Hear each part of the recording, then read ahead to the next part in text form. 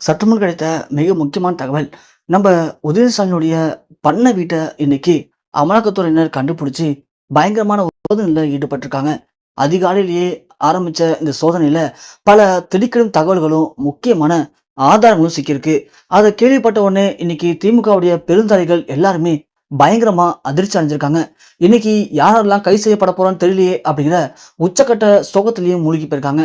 திமுகல இந்த அளவுக்கு பரபரப்பு ஏற்பட காரணம் என்ன? உதயநிதி ஸ்ரீராமுடைய பண்ண வீட்டுல அப்படி என்ன கிடைச்சிருக்கு? சோ என்னைக்கு விஜய் அவர்கள் முதலமைச்சரா பதவியேற்றாரோ அன்னைக்கு அவரு ஒற்றை கோட்பாட்டை மையமா வச்சிருக்காரு. ஊழல் அப்படிங்கிறது எனக்கு பிடிக்காது. ஊழல் பண்றவங்களையும் சும்மா விட மாட்டேன், பண்ணவங்களையும் சும்மா விட மாட்டேன். யாரா இருந்தாலும் சரி, சட்டத்தின் முன்னாடி நிக்க வச்சு அவங்கள தண்டிச்சே தீருவேன் அப்படின்னு விஜய் அவர்கள் சொன்னாங்க. அது உண்மையா பொய்யா அப்படின்னு நிறைய பேர் யோசிச்சிருக்கலாம். ஆனா அது 100க்கு 100 உண்மை அப்படிங்கிறத இன்னைக்கு விஜய் நிரூபிச்சிருக்காரு. விஜய் பதவியேற்ற உடனே சில அமலாக்கத்துறையினரை கூப்பிட்டு தனித்தனியா டீம் ஃபார்ம் பண்ணி யாரெல்லாம் இது வரைக்கும் தமிழகத்துல பெரிய அளவுல ஊழல் பண்ணியிருக்காங்க, இது வரைக்கும் யார் மேல இன்னும் அதிகமான ஊழல்களுக்கு பதிவு செய்யப்பட்டு அது விசாரிக்கப்படாம பெண்டிங்ல இருக்கு, அதை எல்லாத்தையும் ஒரு லிஸ்டா எடுத்து அவங்க மேல எதனால அந்த ஊழல் வழக்கு பதிவு பண்ணப்பட்டது, எதனால அவங்க மேல அந்த வழக்கு இன்னும் நிலுவையில இருக்கு அப்படிங்கிற எல்லா தகவலையும் அவரு விசாரிக்க சொல்லியிருக்காரு. அதுல அதிகமான ஊழல் வழக்குல நிறைய பேர் இருக்காங்க. அவங்க எல்லாருமே திமுக கட்சியினர் சேர்ந்தவங்க தான். அவங்களுடைய கட்சி பவரை வைத்துதான் அவங்க மேல இதுவரைக்கும் எந்த ஒரு வழக்கு பதிவு பண்ணப்பட்டாலும் அந்த வழக்கை விசாரித்து அவங்களுக்கு தீர்ப்பு வழங்காம அது அப்படியே நிலுவையில் இருக்கிற தகவல் கிடைச்சிருக்கு. அது தெரிஞ்சதுமே நம்ம விஜய் அவர்கள் ரொம்ப அதிர்ச்சி அடைஞ்சிருக்காரு. சோ கண்டிப்பா திமுக இருக்கிற முக்கியமான அமைச்சர்களும் எம்எல்ஏக்களும் நிறைய ஊழல் பண்ணிருக்காங்க, இதுலயே தெரியுது. அவங்க கண்டிப்பா தண்டிக்கப்படணும். அவங்க ஊழல் பண்ண பணத்தை அவங்கள்ட்ட இருந்து மீட்டெடுத்து அதை மக்கள்கிட்டயே ஒப்படைச்சாகணும். அதனால நீங்க உங்களுக்கு நான் எல்லா பவரும் தரேன். சோ நீங்க எங்க வேணாலும் போலாம், எதை வேணாலும் சோதனை பண்ணுங்க, கண்டிப்பா எல்லாத்தையும் கண்டுபிடிச்சே ஆகணும் அப்படின்னு அவரு அவங்களுக்கு அனுமதி அளிச்சிருக்காரு.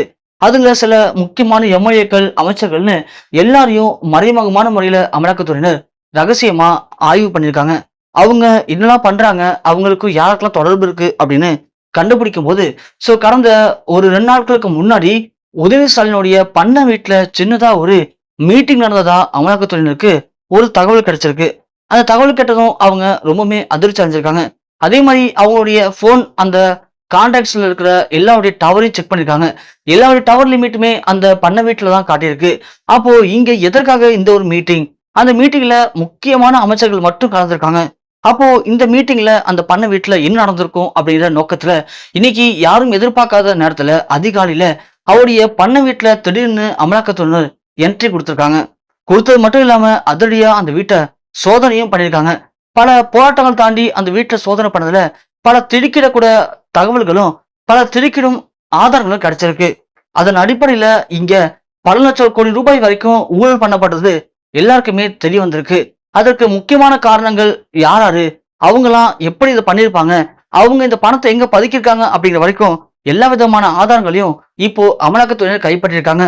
அதனால கூடிய விரைவில் படு சீக்கிரமே திமுகவுடைய முக்கியமான அமைச்சர்கள் உதயநிதி ஸ்டாலின் வரைக்கும் எல்லாருமே கை செய்யப்பட்டு சில் அடைக்க வாய்ப்பு இருக்கு அப்படிங்கிற தகவல் இப்போ வெளியா இருக்கு. உண்மையிலேயே அப்படி கை செய்யப்பட்டு அவங்கலாம் சில் அடைக்கப்பட்டா நல்லா இருக்கும்னு நினைச்சீங்க அப்படின்னா மறக்காம வீடியோக்கு லைக் பண்ணி நம்ம சேனல் சப்ஸ்கிரைப் பண்ணி தொடர்ந்து ஃபாலோ பண்ணுங்க.